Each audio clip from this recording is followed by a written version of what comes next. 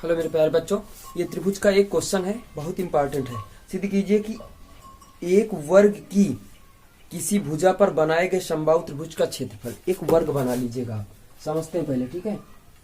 एक वर्ग बन गया, कह रहा वर्ग की किसी भुजा पर बनाए गए समबाहु त्रिभुज का क्षेत्रफल।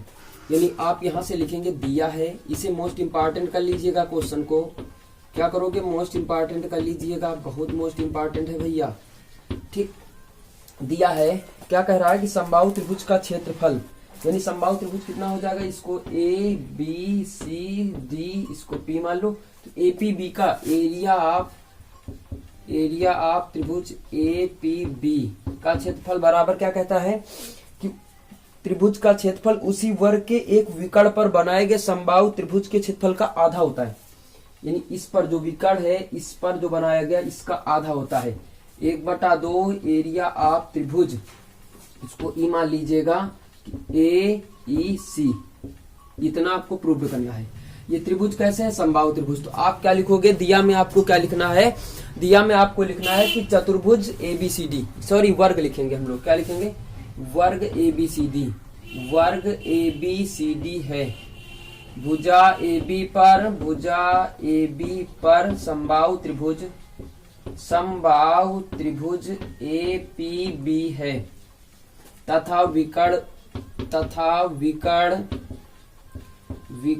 ए सी पर समबाहु त्रिभुज कौन सा है, समबाहु त्रिभुज कौन सा है, ए ई सी है। अब इतना सिद्ध करना है, तो आइएगा हम लोग लगाते हैं, रचना कुछ करनी नहीं, लगाना प्रारंभ करते हैं।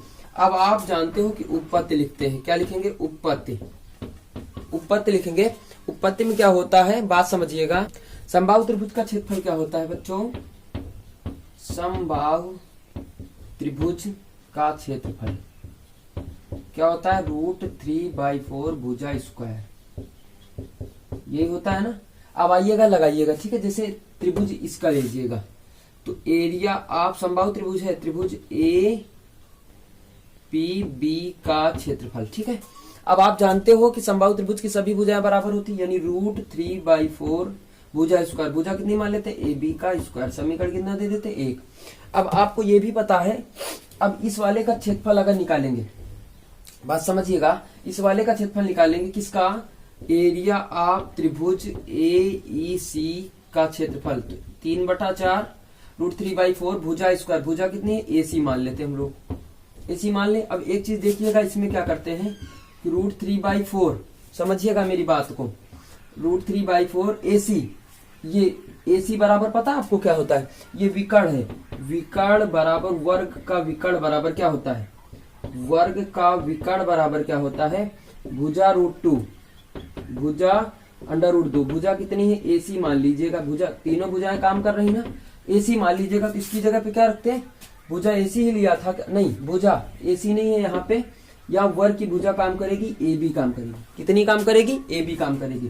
क्या आ जाएगा, ए बी √2 का होल स्क्वायर, तो हो जाएगा √3/4 इंटू 2 ए बी का स्क्वायर, ये आ जाएगा समीकरण 2। आ गई बात समझ में। अब समीकरण 1 समीकरण 2 से भाग करने पर, समीकरण 1 भागित समीकरण 2, ठीक।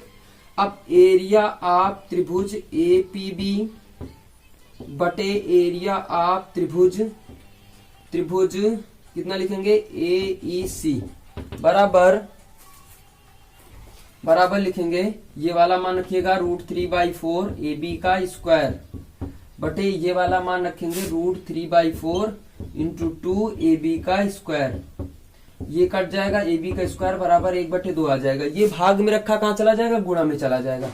तो क्या बन जाएगा आपका, एरिया ऑफ त्रिभुज ए पी बी बराबर 1/2 एरिया ऑफ त्रिभुज ए ई सी, यही हमको प्रूव करना था बच्चों। बहुत इंपॉर्टेंट क्वेश्चन है, इसको देख लीजिएगा, पेपर में आएगा पक्का 4 नंबर क्वेश्चन आएगा। ठीक है, यानी किसी वर्ग की भुजा पर बना समबाहु त्रिभुज और उस वर्ग के विकर्ण पर बना समबाहु त्रिभुज का आधा होता है। ये क्वेश्चन है आपका, बहुत इंपॉर्टेंट क्वेश्चन है बच्चों। ये जैसा कि प्रश्नावली 8D है जो उसमें 8 नंबर आपको मिल जाएगा त्रिभुज का, बहुत इंपॉर्टेंट क्वेश्चन है, तो इसको नोट कर लीजिएगा। उसके बाद अगले क्वेश्चन में प्रवेश करेंगे, दैट्स ऑल। ठीक है।